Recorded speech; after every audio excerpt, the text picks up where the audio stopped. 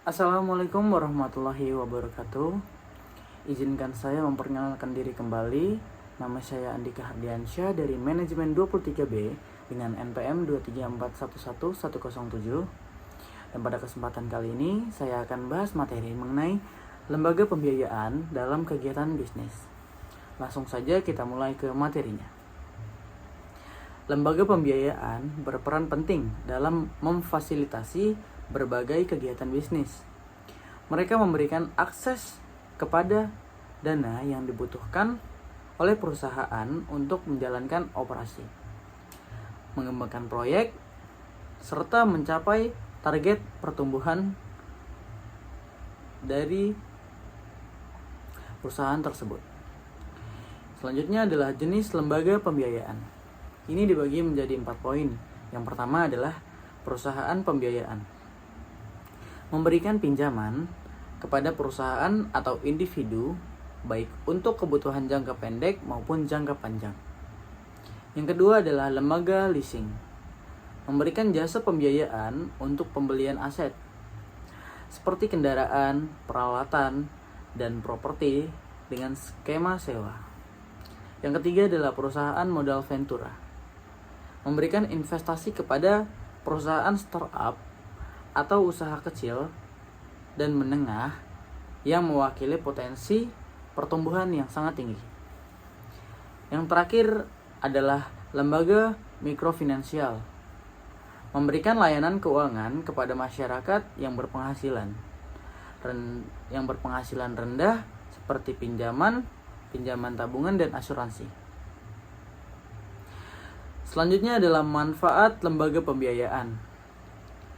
Yang pertama adalah akses dana, yaitu dengan akses dana membantu bisnis mendapatkan dana yang dibutuhkan untuk berkembang, baik untuk investasi, modal kerja, atau ekspansi. Selanjutnya adalah fleksibilitas.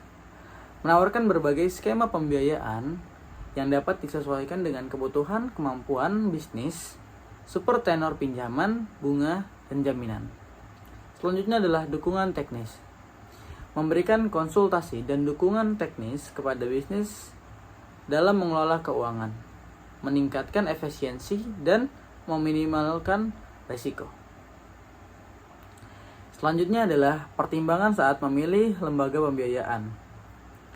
Reputasi dan track record, yaitu untuk mengetahui biaya dan bunga.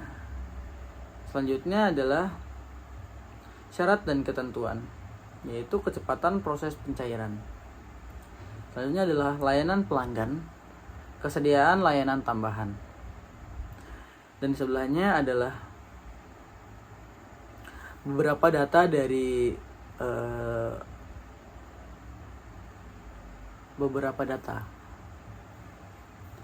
Selanjutnya adalah proses pembiayaan. Yang pertama adalah pengajuan pemohonan, melengkapi dokumen yang dibutuhkan seperti proposal bisnis, laporan keuangan, dan data identitas. Selanjutnya adalah evaluasi. Lembaga pembiayaan yang akan mengevaluasi kelayakan proposal bisnis dan kemampuan pemohon untuk melunasi pinjaman.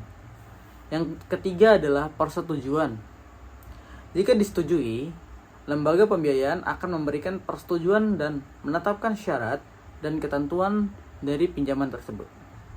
Yang keempat adalah pencairan dana. Dana pinjaman akan dicairkan ke rekening pemohonan sesuai dengan kesepakatan yang telah disepakati. Selanjutnya adalah resiko dari pembiayaan. Yang pertama adalah resiko kredit.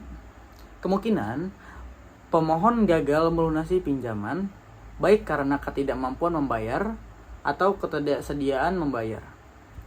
Selanjutnya adalah risiko pasar. Perubahan kondisi ekonomi atau pasar yang dapat mempengaruhi kemampuan bisnis untuk menghasilkan keuntungan dan melunasi pinjaman. Selanjutnya adalah risiko operasional. Kegagalan sistem atau proses internal yang dapat mengganggu operasional bisnis dan kemampuan melunasi pinjaman. Dan ini adalah pentingnya manajemen risiko. Yang pertama adalah kita bisa menganalisis risiko.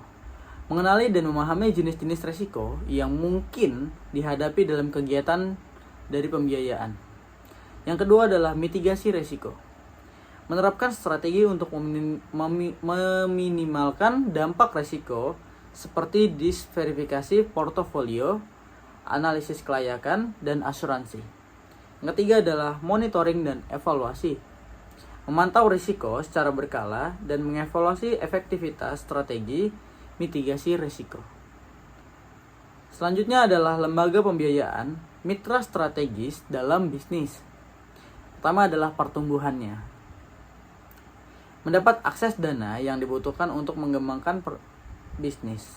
Kedua adalah inovasi. Mendapatkan dukungan dan konsultasi untuk menciptakan solusi dan ide-ide baru. Selanjutnya adalah stabilitas. Meningkatkan stabilitas keuangan dan mengurangi risiko bisnis. Yang terakhir adalah efisiensi. Meningkatkan efisiensi operasional dan mengoptimalkan penggunaan data. Dan mungkin itu saja yang bisa saya sampaikan pada kesempatan kali ini. Saya mohon maaf bila ada salah-salah kata. Saya akhiri. Wassalamualaikum warahmatullahi wabarakatuh.